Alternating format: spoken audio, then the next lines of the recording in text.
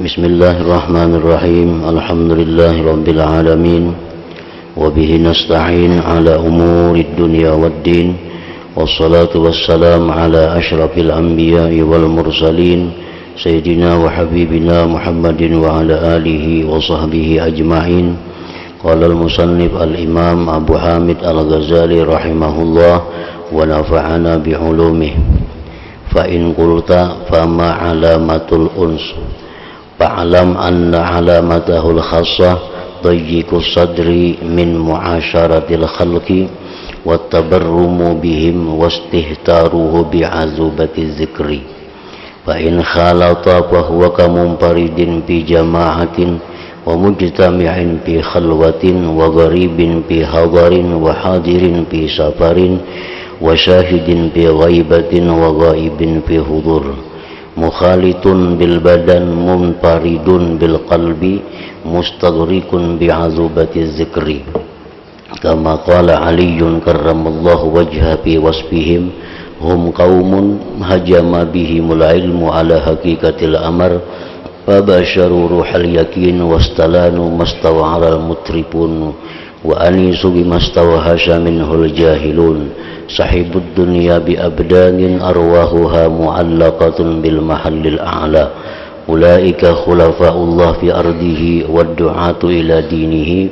Fahadha ma'nal unsi billah wa hadhihi alamatuhu wa hadhihi syawahiduhu ila akhirih. Makna kalam Imam Al-Ghazali rahimahullah wa nafa'ana bi ulumih. Jikalau kamu bertanya, apakah tanda jinak hati dengan Allah itu? Apa tandanya orang yang hatinya jinak dengan Allah? Apa tandanya orang yang senang hatinya dengan Allah? Maka ketahuilah bahwa tandanya yang khusus adalah sempitnya dada daripada bergaul dengan makhluk.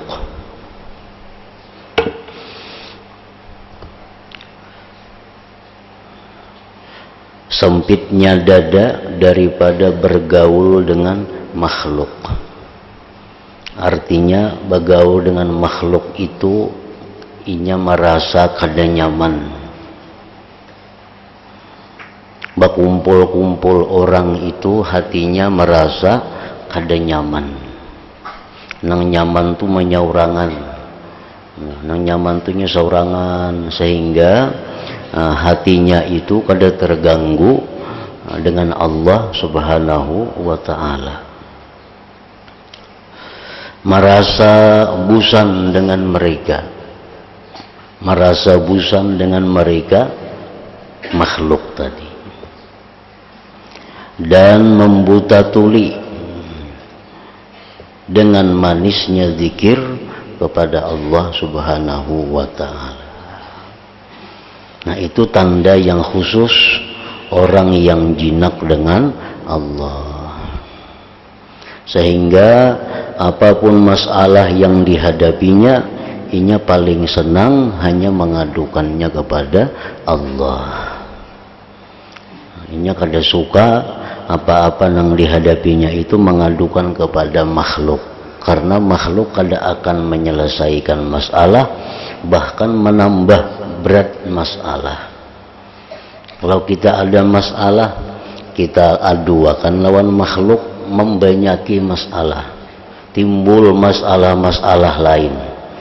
Nah, tapi kalau kita ada punya masalah, kita hanya mengadukannya kepada Allah, nah Allah akan menyelesaikan masalah itu. Jadi orang-orang yang hatinya jinak dengan Allah itu inya paling ketujuh menyendiri. Paling ketujuh menyendiri. Kada suka bergaul dengan makhluk. Maka jika ia bergaul, andai kata bergaul juga karena ada tuntutan syariat, seperti mengikuti pengajian ilmu, terpaksa bergaul. seperti menghadiri sembahyang berjamaah, nah terpaksa inya begaul. Menghadiri sembahyang Jumat, terpaksa begaul. Mengantar jenazah, mengilangi orang garing, nah terpaksa begaul karena tuntutan syariat. Jadi andai kata ia bergaul, maka ia itu seperti orang yang sendirian dalam jamaah ramai. Nah, walaupun inya begaul, tetapi hatinya tetap merasa sendiri. Walaupun inya berada di tengah keramaian, inya tetap merasa sendiri. Seperti berkumpul dalam kesepian. Seperti berkumpul dengan makhluk, tapi dalam kesepian hati dari makhluk. Bujurainya berkumpul dengan makhluk, tapi hatinya itu sepi daripada makhluk itu. Asing di kampung sendiri.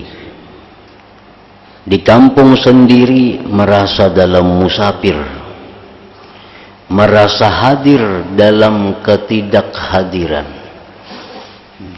Artinya merasa hadir hatinya bersama Allah dalam ketidakhadiran dengan makhluk.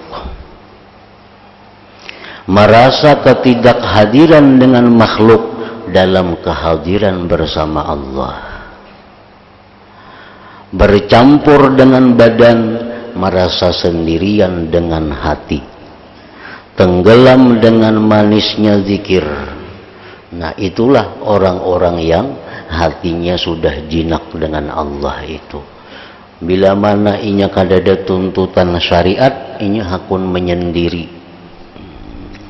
Andai kata kadada tuntutan syariat untuk bergaul, nah maka inya hakun menyendiri. Karena dengan kesendiriannya itu, kejinakan hatinya kepada Allah kada terusik, kada terganggu.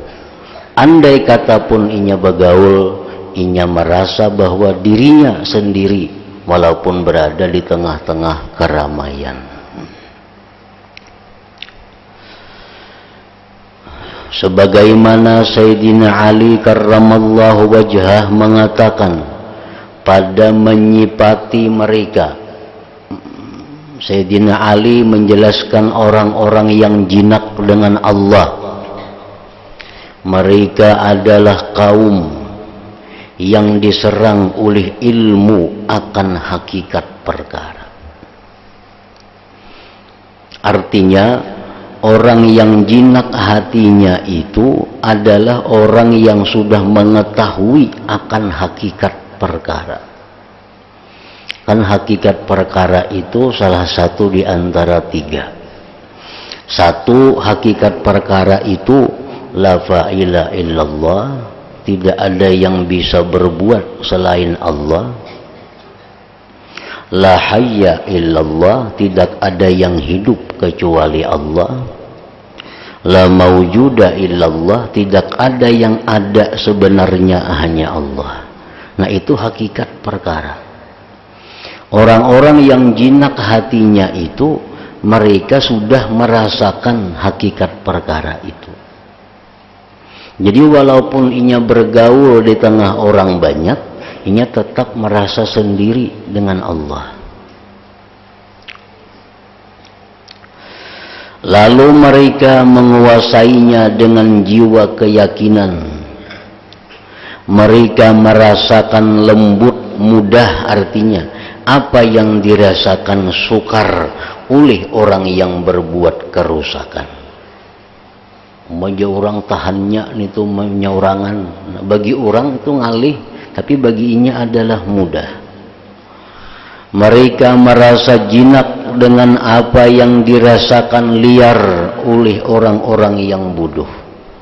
Orang-orang yang bodoh menganggap itu adalah sesuatu yang liar, tapi inya merasa nyaman. Mereka menyertai dunia dengan tubuh dan roh-roh mereka yang tergantung pada tempat yang tinggi. Jadi mereka itu menyertai dunia ini hanya dengan tubuh mereka. Tandanya orang yang menyertai dunia dengan tubuh tapi hatinya tergantung di tempat yang tinggi, tandanya bahwa dia tidak senang dengan kedatangan dunia dan tidak sedih dengan kepergian dunia. Dia tidak merasa beruntung karena datangnya dunia, dia tidak merasa rugi dengan kehilangan dunia. Itu tandanya orang yang hanya tubuh dalam dunia tapi hatinya sudah bergantung kepada Allah. Mereka itulah khalifah Allah di buminya dan yang berdakwah kepada agamanya. Maka inilah makna kejinakan hati kepada Allah dan inilah dalil-dalilnya. Jadi orang yang jinak hati kepada Allah itu hanya Allah yang jadi pandangannya, hanya Allah yang jadi perhatiannya. Pokoknya selama inya kada melanggar hukum Allah, selama inya masih di dalam jalan taat kepada Allah, inya kada peduli orang lain. Jadi orang kada baik ke itu, tapi hukum Allah madahkan baik. Nah itu yang dilaksanakannya. Nah itu salah satu tanda orang yang sudah hatinya jinak dengan Allah.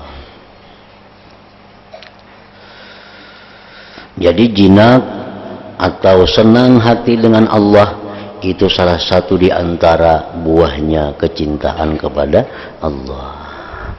Sebesar apa cinta kita kepada Allah, maka kejinakan hati dengan Allah itu mengiringinya. Makin kita cinta kepada Allah, tentu makin jinak hati dengan Allah. Kalau kita di tempat yang sunyi merasa kesepian, lalu kita bergaul ke orang banyak lalu merasa senang, nah berarti orang ini jinak hati dengan makhluk ngarannya. Di rumah asa sumpah seorangan, turun ke tanah bergaul lalu asa nyaman. Nah ini orang yang jinak hati dengan makhluk ngarannya. Kalau orang yang jinak hati dengan Allah itu justru seorangan itu makin nyaman. Kedatangan orang itu sesuatu yang sangat menyempitkan dadanya, yang menyempitkan hatinya. Jadi orang yang jinak hati lawan Allah tuh kada ada istilahnya kesepian, kesunyian, kada ada. Karena Allah selalu ada. Allah kada mau kada ada. Nang mau kesepian tuh orang nang hatinya jinak dengan makhluk. Makhluknya kada ada lalu asa sepi, rasa sumpah. Nah itu orang nang hatinya jinak kepada makhluk. Sebagian ulama al-mutakallimin berpendapat pada mengingkari jinak hati, rindu dan cinta. Sebagian ulama ada yang berpendapat kadada jinak hati lawan Allah nitu, kadada istilah rindu lawan Allah, kadada cinta lawan Allah tuh kadada. Karena disangkanya bahwa yang demikian itu menunjukkan kepada penyerupaan kepada makhluk. Ujarnya mun kita kawa cinta lawan Allah berarti Allah tuh kayak makhluk ay. Mun kita rindu lawan Allah berarti kayak makhluk Tuhan. Lalu inya menganggap kadada cinta lawan Allah itu, kadada rindu lawan Tuhan, kadada jinak lawan Tuhan. Dan karena jahilnya bahwa keindahan yang bisa diperdapati dengan mata hati itu lebih sempurna daripada keindahan yang diperdapati mata kepala, dan kenikmatan ma'rifahnya lebih kuat daripada orang-orang yang mempunyai hati. Di antara mereka yang mengingkari adanya cinta, jinak, rindu kepada Allah adalah Ahmad bin Ghalib, ngaran ulamanya, yang dikenal dengan Palayan Al-Khalil. Ia mengingkari Al-Junaid Al-Baghdadi, Abil Hasan An-Nuri, dan segulungan orang banyak tentang hadis cinta, rindu, dan asik. sehingga sebagian mereka mengingkari akan makam ridha. Biarnya kada ada istilah ridha itu. Kita ridha lawan Tuhan tuh kada ada. Di mana ia mengatakan tidak ada kecuali hanya sabar. Kalau kita kena bala, kena musibah itu kada mau jernya ridha, itu sabar aja. Nah. Dan adapun ridha maka tidaklah dapat dirupakan. Nah, semua ini adalah perkataan yang kurang lagi singkat, yang tidak mengetahui dari makam-makam agama kecuali atas kulitnya saja. Lalu disangka bahwasanya tidak ada kecuali untuk kulit. Maka sesungguhnya segala yang dirasakan dengan panca indera dan setiap apa yang masuk dalam khayalan dari jalan agama itu adalah kulit semata, dan di belakangnya adalah isi yang dicari. Maka barang siapa yang tidak sampai mengupas kelapa kecuali kulitnya saja, maka ia menyangka bahwa kelapa itu serabut seluruhnya. Orang nang menguyak nyiur, dikiranya nyiur itu hingga tampurung itu aja. Dan mustahil padanya untuk keluar minyak dari kulitnya itu. Dan orang itu beralasan, akan tetapi alasannya tidak diterima.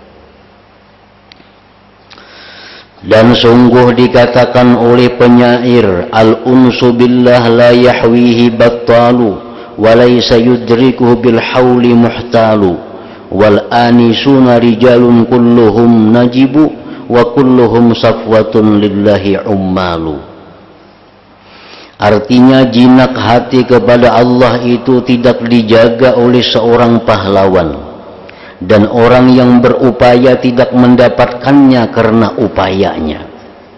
Orang-orang yang jinak hati kepada Allah semuanya adalah orang-orang yang pintar. Semuanya adalah orang-orang pilihan. Mereka beramal karena Allah Ta'ala.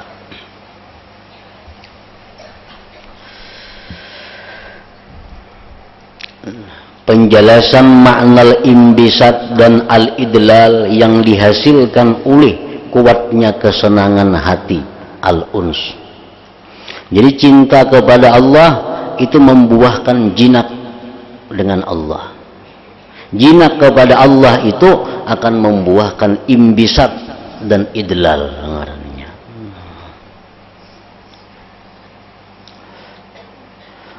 Ketahuilah bahwasanya kesenangan hati dengan Allah tadi apabila terus-menerus menjadi kuat dan teguh, tidak bisa dikacaukan oleh gelisahnya kerinduan dan tidak dikeruhkan oleh takutnya berubah dan terhijab, maka yang demikian itu akan membuahkan semacam imbisat pada perkataan, perbuatan, dan munajat kepada Allah Ta'ala.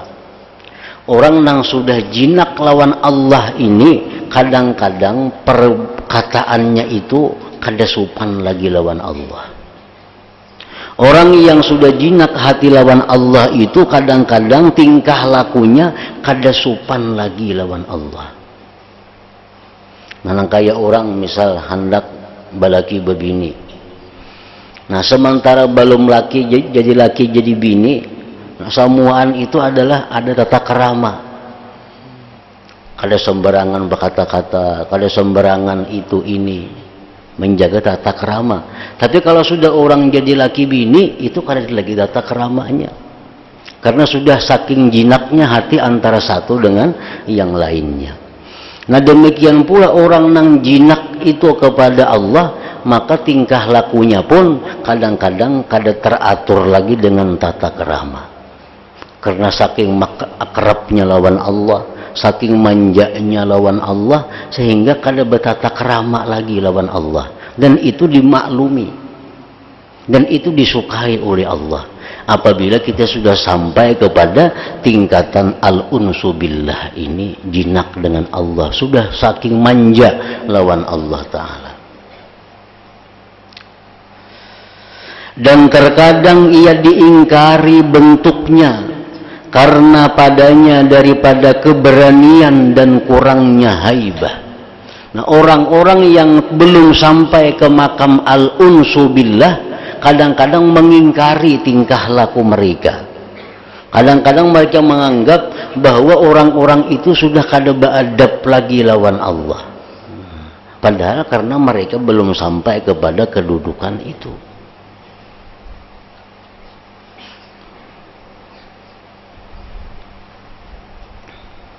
Orang yang saking jinaknya lawan Tuhan tuh, saking manjanya lawan Tuhan, kadang-kadang inya berdoa. Nah, menurut kita doanya itu kada beadab lawan Tuhan. Misalnya, ya Allah, hamba minta ini lah, awas pian bila kada memberi ulun itu. Maawasi lawan Tuhan bisa. Nah, jadi amun kita nang kada duduk di makam situ kada beadab dan membahayakan. Tapi bagi orang-orang yang sudah begitu akrab lawan Tuhan, begitu manja dengan Tuhan, Tuhan senang dengan ungkapan-ungkapan seperti itu.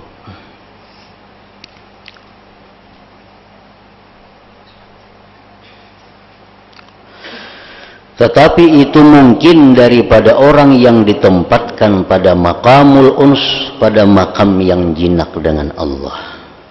Dan orang yang tidak dinampakkan pada makam yang demikian, dan ia menyerupai dengan mereka pada perbuatan dan perkataan, niscaya ia binasa dengan sebab yang demikian dan hampir-hampir dalam kekufuran.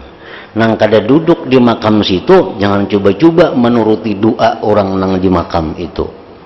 Bisa jadi kafir, bisa jadi tambah marah Allah kepadanya.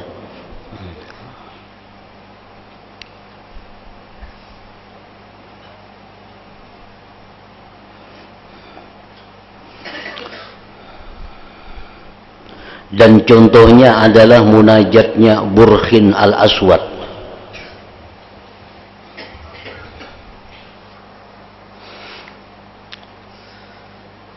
Di mana Nabi Musa kalimullah alaihi salam disuruh meminta kepada Burh untuk memintakan hujan untuk Bani Israel. Sesudah mereka tertimpa kemarau selama 7 tahun kada saling hujanan, Nabi Musa alaihissalam keluar untuk mengerjakan salat istisqa, minta hujan untuk mereka dengan berjumlah 70.000 orang. Nabi Musa ke lapangan membawa umat 70.000 orang untuk sembahyang minta hujan. Maka Allah Azza wa Jalla mewahyukan kepada Nabi Musa alaihissalam, bagaimana aku mengabulkan doa mereka, di mana mereka telah digelapkan oleh dosa-dosa mereka. Kayak apa gitu Tuhan, aku nak ngabulakan, nak memberi hujan, mun hati-hatinya itu gelap, hati mereka itu jahat. Mereka berdoa kepadaku dengan tidak yakin, dan mereka merasa aman dari tipu dayaku. Kada akan aku kabulkan doanya, jar Tuhan, kada akan kuturunkan hujan kalau mereka itu berdoa kepadaku. Nah, makanya dalam fikih kalau hendak sembahyang istisqa itu diumumkan terlebih dahulu, disuruh puasa beberapa hari. Nah, disuruh tubat, masyarakat nih tubat semuaan, diadakan tubat di kampung-kampung, di mana kezaliman itu dihalalkan. Nah, ada kezaliman dikembalikan kepada ahlinya. Nah, sudah itu puasa 3 hari, tobat, kezaliman sudah saling menghalalkan. Nah, hanyar berkumpul di lapangan untuk minta hujan kepada Allah. Nah, supaya yang minta ini bujur-bujur orang yang sudah bersih.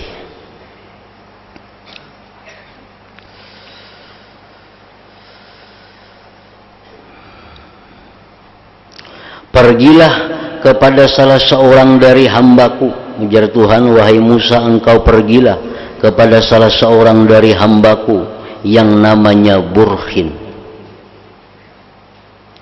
Maka katakanlah kepadanya, supaya ia keluar untuk melaksanakan salat istisqa. Kiau juga si Burkhin tuh supaya umpat sembahyang istisqa, supaya ikut sembahyang minta hujan, sehingga aku mengabulkan doanya. Kayaknya gitu kan inya berdoa, nah doanya aku kabulkan. Maka Nabi Musa bertanya-tanya tentang Burkhin, dicari di mana ada di negeri ini orang ngarannya Burkhin al-Aswad itu. Maka ia tidak dikenal, orang kan nang tahunya. Maka pada suatu hari Nabi Musa berjalan di suatu jalan, tiba-tiba seorang hamba hitam telah berada di hadapannya. Di antara dua matanya berdebu dari bekas sujud, dan di lehernya diikat dengan kain selimut. Maka Nabi Musa alaihissalam mengenalnya dengan nur Allah azza wa jalla. Maka Nabi Musa memberi salam kepadanya dan beliau bertanya, siapakah namamu? Hamba hitam itu menjawab, namaku Burkhin. Nabi Musa seraya berkata, jadi kamu ini yang kami cari-cari semenjak beberapa waktu. Keluarlah, ujar Nabi Musa, dan mintakanlah hujan untuk kami. Maka ia pun keluar dan mengucapkan di dalam doanya si Burkhin ini, munajatnya Burkhin. Isi doanya itu, bukankah semua ini dari perbuatanmu ya Allah?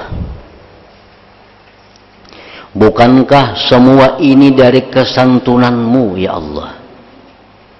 Kiranya apakah yang tampak bagimu? Adakah kurang atasmu mata airmu? Ataukah angin yang melawan pada perintahmu? Ataukah telah habis apa yang ada padamu? Ataukah karena bersangatannya kemarahanmu atas orang-orang yang berdosa?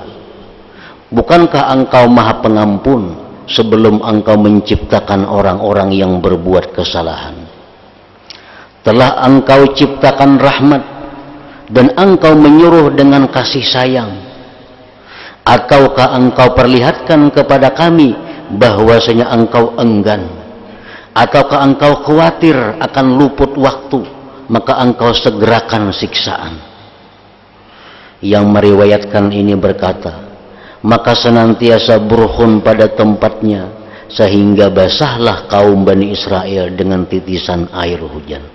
Artinya belum tuntung lagi Burkhin tadi berdoa, sudah hujan hari.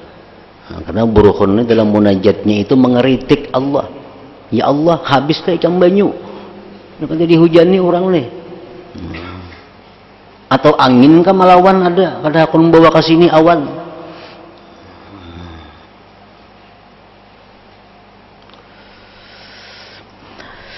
Dan Allah Ta'ala menumbuhkan rumput dalam setengah hari sehingga sampai ke lutut.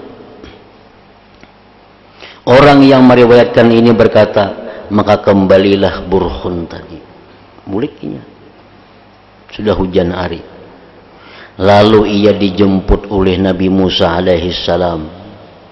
Burkhin bertanya, bagaimana kamu melihat ketika saya mengadu kepada Tuhanku? Ujar Burkhin, kayak apa wahai Musa? Doa aku tadi lawan Tuhan kayak apa? Belum tuntung aku sudah hujan hari aja Burkhin. Bagaimana dia Tuhan menginsapkanku?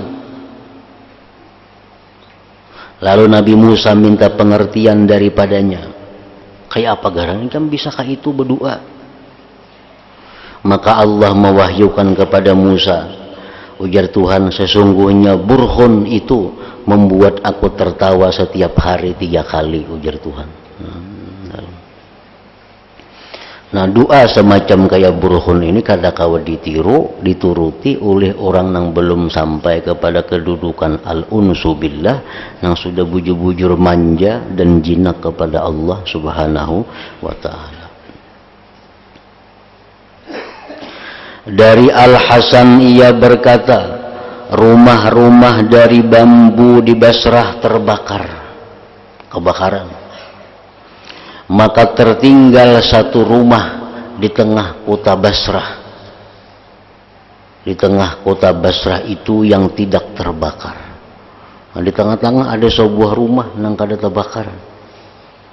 Dan Abu Musa ketika itu menjadi amir kota Basrah, gubernur kota Basrah. Maka diberitahukan hal yang demikian kepada Abu Musa. Ujar orang, wahai gubernur, tadi kebakaran.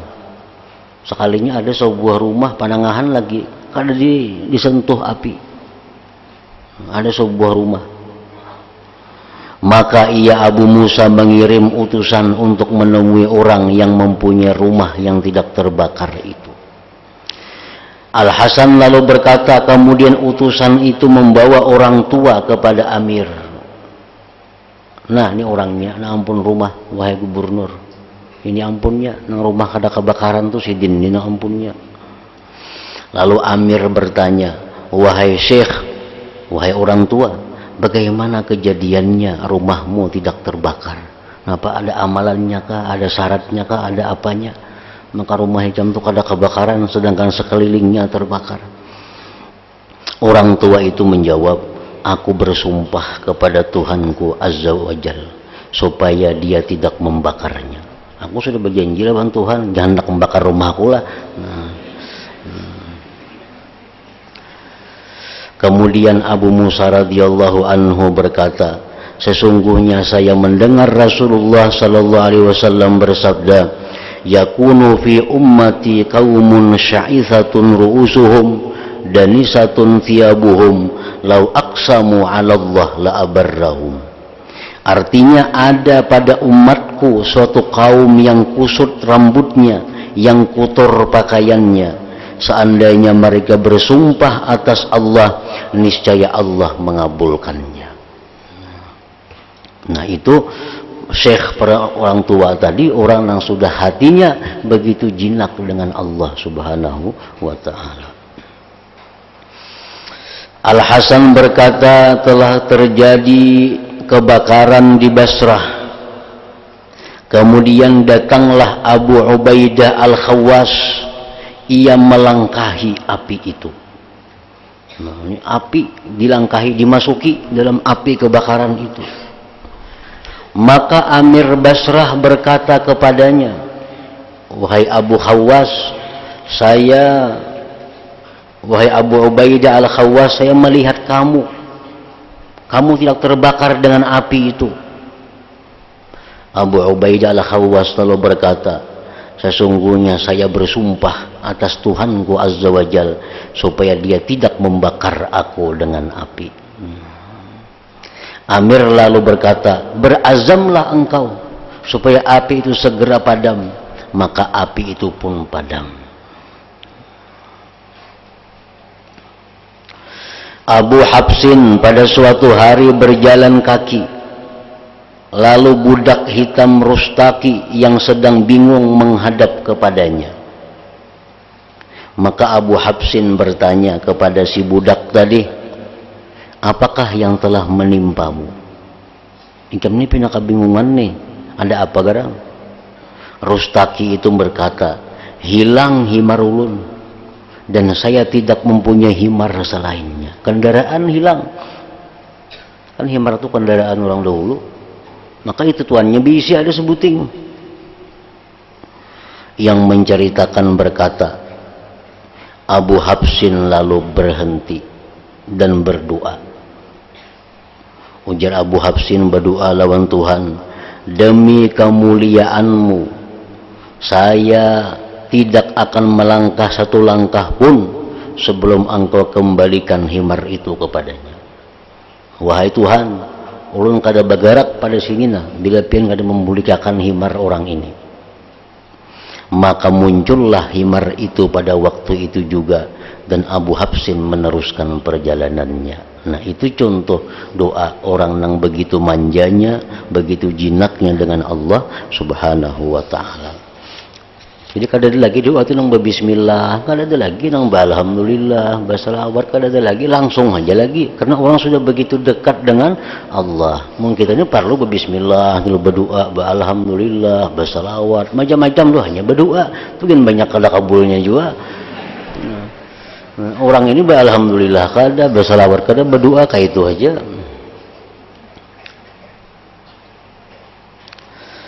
Nah, maka ini dan yang semisalnya berlaku bagi orang-orang yang mempunyai kejinakan hati. Jinak hati ini adalah sesuatu keadaan bukan tetap dalam diri seseorang. Kan jinak hati itu bisa datang, bisa hilang. Nah, di saat hati orang itu jinak dengan Allah, ini bisa mengucapkan kata-kata yang demikian.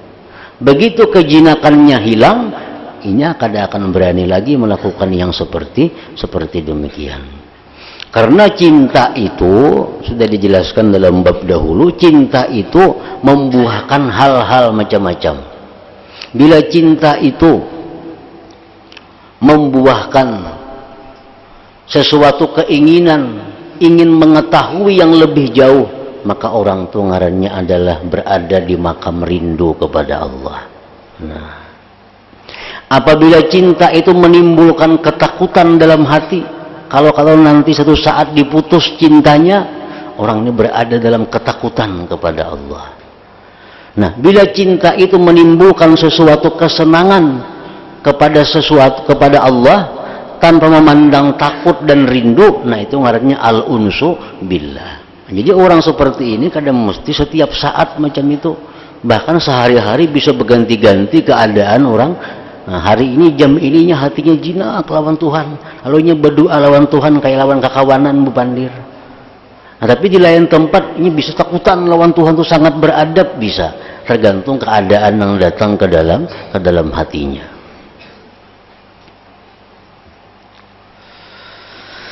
Maka ini yang semisalnya berlaku bagi orang-orang yang mempunyai kejinakan hati, dan tidaklah bagi orang lain ia bisa menyerupai dengan mereka. Nah, orang yang kada berada di makam itu kada bisa menyerupai seperti itu. Jadi artinya kejinakan lawan Tuhan ini kada betunggu baharianan lawan orang tuh kada. Apalagi betunggu sebulanan jinak kada. Nah, berubah-ubah keadaan hatinya tergantung hal yang datang ke dalam hatinya itu.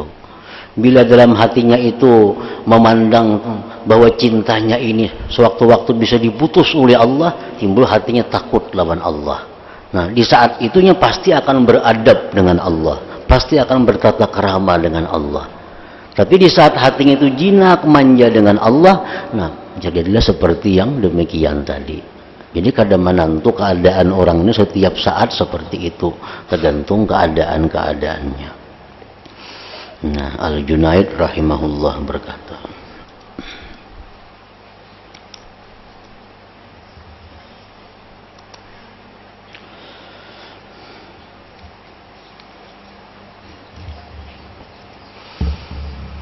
afdhalu dzikri fa'lam annahu la ilaha illallah Muhammadur Rasulullah, la ilaha illallah Muhammadur Rasulullah, la ilaha illallah Muhammadur Rasulullah, la ilaha illallah, la ilaha illallah, la ilaha illallah, la ilaha illallah, la ilaha illallah, Allahu Allah, Allahu Allah, Allahu Allah, Allahu Allah, Allahu Allah, Allahu